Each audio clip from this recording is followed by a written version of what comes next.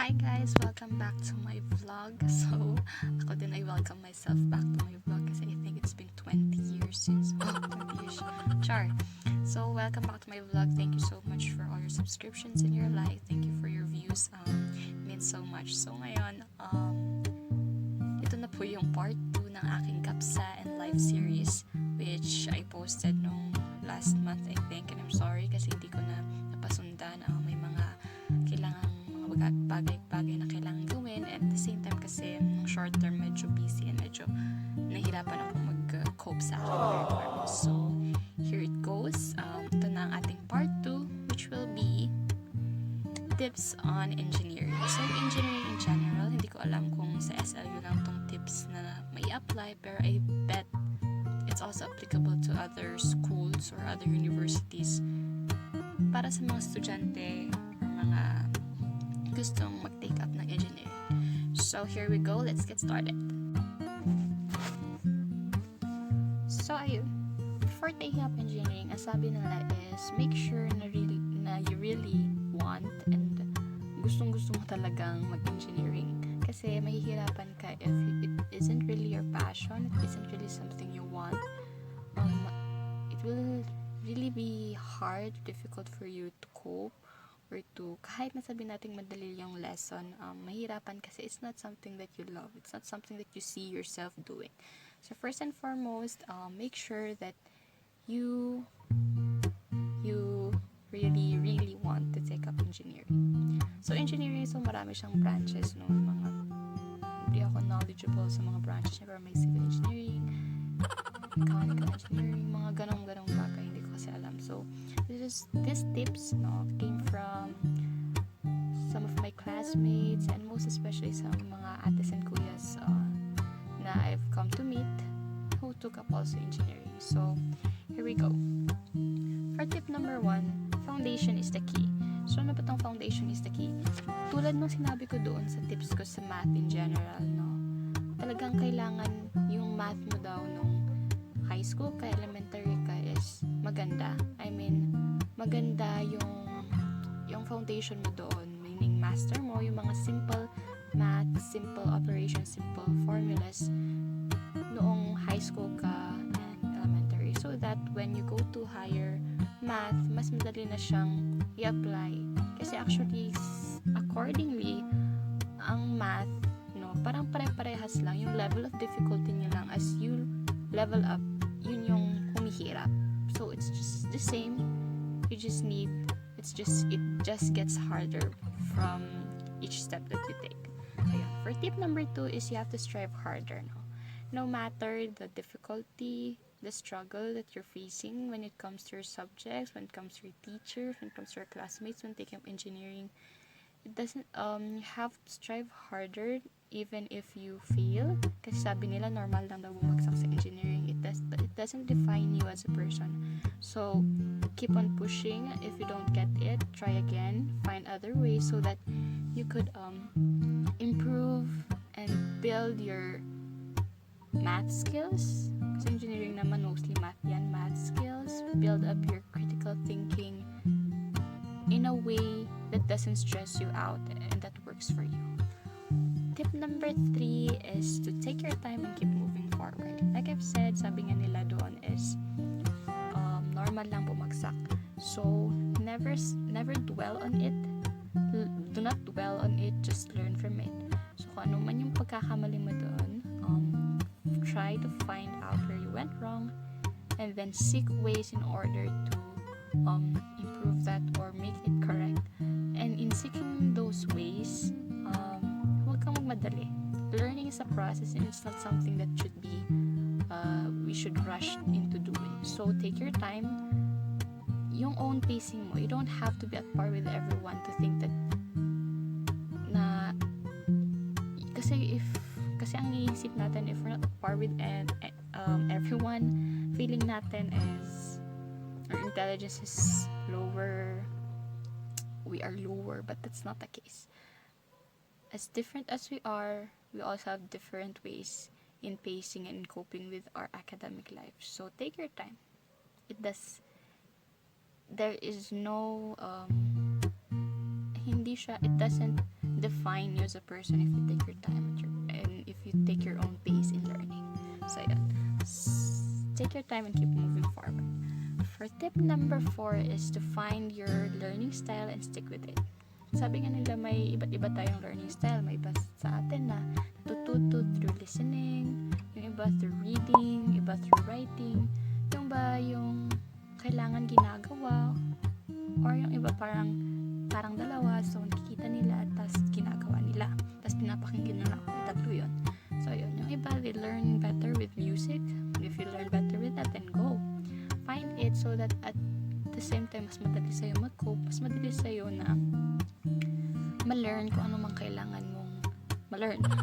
Kasi if you stick with the kind of learning style, kasi ang teachers natin hindi naman pwedeng iba-ibahin nila yung teaching style, so we have also to meet in the middle and find our own learning style and try to put how they taught it into the learning style we have, so that we could understand better and we could have improvements and change in how we cope and how we answer our daily tasks and daily activities at school. So ayan, find your learning style and stick with it. Huwag pabago-bago. Mahirap pagpabago-bago, mahihirapan ka. Okay, number 5. Budget your absences. So actually, sabi nila, pag sa SLU daw, mas lenient sila though. But you have to budget your absences. Hindi pwedeng absent ka ng absent. Absent ka sa day na alam mo na ngayong itong part na to nahihirapan ka, dun ka pa absent. So that's a no-no. So ang gawin mo is by budgeting your absences, kasi may limitation din ang number of absences natin sa SLU. I haven't mastered kung ilan kasi hindi pa naman ako mag-absent. Mahirap na, char. Iba naman yung course ko sa pero as much as possible, no, do not take so much absences. Use them wisely. Our absences are used for our breaks, and our absences are used also syempre pag talagang may sakit tayo, may kailangan gawing importante. But don't use them so often. Like, you enter the university to learn, not to take absences. So budget them wisely and use them wisely. Tip number 6 is that your calculator is your best friend. So, ang sabi ng kaklase ko dito, kaklase ko noon, took up engineering, mas magandang yung calculator mo is something you have used for a very long time. Kasi pag iba-iba ka ng calculator, which is magkakaiba ng mga kung paano mo siya galawin, iba-iba yung kanyang operations and how to use it, mahihirapan ka. Use a calculator that you've already been used to para mas madali na, especially pag sa board exams. Kasi ang alam ko sa board exams is may time per part. So, you don't have time to figure out how to use your calculator. So, have a calculator that you're already used to. So, sa upcoming activities, exams, quizzes, mas madali na lang sa'yo na gamitin. You just enter it and then it pops up. Enter it and then pops up. Gamay mo na. So, ayun. Your calculator is your best friend. So, invest in it. Take care of it. And, ayun. And use it wisely. Huwag mong gamitin sa mga paraan na hindi dapat. Okay, so for tip number 7 is divided in 2. Ayaw kasi siyang i-scrap out kasi maganda yung content ng sinabi ni Kuya. So it's divided into 2. It's for first years and for second years. For first years, you have 2 tips. So tip number 1 is do not lose your focus. So when you enter the university, no, it's not like high school or elementary. We meet a lot of people of different backgrounds, different cultures, different values and principles in life, and temptations are inevitable. So ayun, don't lose your focus by choose your friends wisely at the same time, kasi minsan the closest person to us, the closest people to us are those who pull us back. So you have to focus on who or what kind of people you immerse yourself into, and then don't lose your focus in your studies. Maraming temptations, but look towards what's right and towards what pleases the Lord and not what pleases others. At that, no, you graduate with relief, you graduate happy, you graduate proud. No, hindi yung may regret ka, hindi yung may tinatago ka. So don't lose your focus. And remember that whatever happens in your academic life, sabi ni Kuya, is your fault. And there is there's no one else to blame. So keep your focus. Don't do something rash, reckless that you will regret by the time you graduate, or by the time when time comes, you will regret. So make your decisions wisely, choose your friends wisely, and just keep your focus on why you entered and why you chose engineering. So yeah. Second is to master your math rules. So like tip number 1, para lang siyang foundation is the key. We are talking about here, so I'm not really knowledgeable of this, pero ang sabi ni Quiz, your algebra, your trigonometry, your solid mensuration. Yun yung tatlong sabi niya. I do not know yung last. Medyo yung algebra and trigonometry na makukuha mo naman yan sa high school.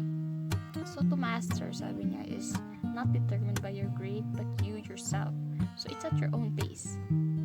Alam mo kung kailan mo mamamaster. Alam mo sarili mo pag na-master mo na.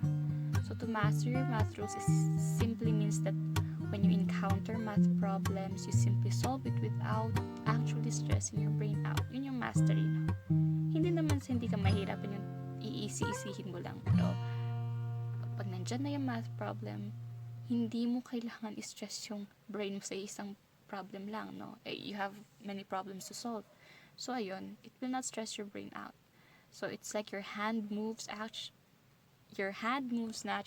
as if having a brain of its own, and your eyes just verify kung yung sinusulat mo ba is actually correct. So ayun. Tip number 1, don't lose your focus, and tip number 2, master your math rules. For second years naman, you also have 2 tips. So tip number 1 is don't feel that you're DOTS. I do not know what that is. So look it up. Ayoko naman mag-spoil, hindi ko na tinanong. So don't feel that your DOTS and other reports are worthless or nonsense. So itong DOTS, it helps you speak the engineering language accordingly. So the point here is there are times we question the things we're doing cause we do not know the kind of impact it brings. Hindi natin alam kung may impact ba talaga itong ginagawa nating report na to or wala. But do not doubt those reports kasi little or big the impact, maybe it becomes an avenue for improvement, change, and learning. So, okay lang. So what kung maliit lang yung impact? Never think na wala siyang impact kasi every report, everything you do has an impact. Hindi lang natin nakikita but there is. So, do not doubt and make it an avenue for you to improve, learn, and change. So, yeah. Tip number 2 is calculus. Calculus is an important subject, but take your time in mastering the basic rules. So, ang calculus, no, I think for us, for those first batches of K-12, na-take namin yan sa senior high. Pero basic calculus lang siya. Basic calculus pa lang siya, mahirap na. So, ayun, basics pa lang. You have to master the rules, but take your time, no.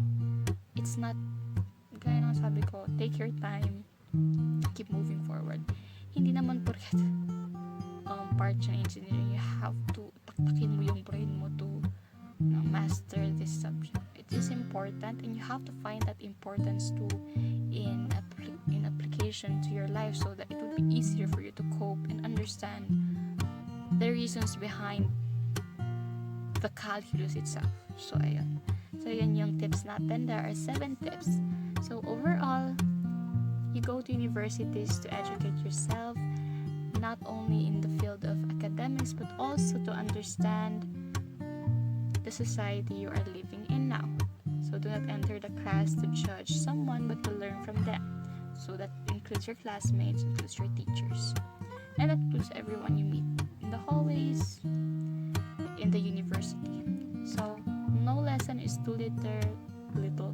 No lesson is too little to a mind or for a mind that welcomes it. So keep learning, keep striving, and keep moving forward.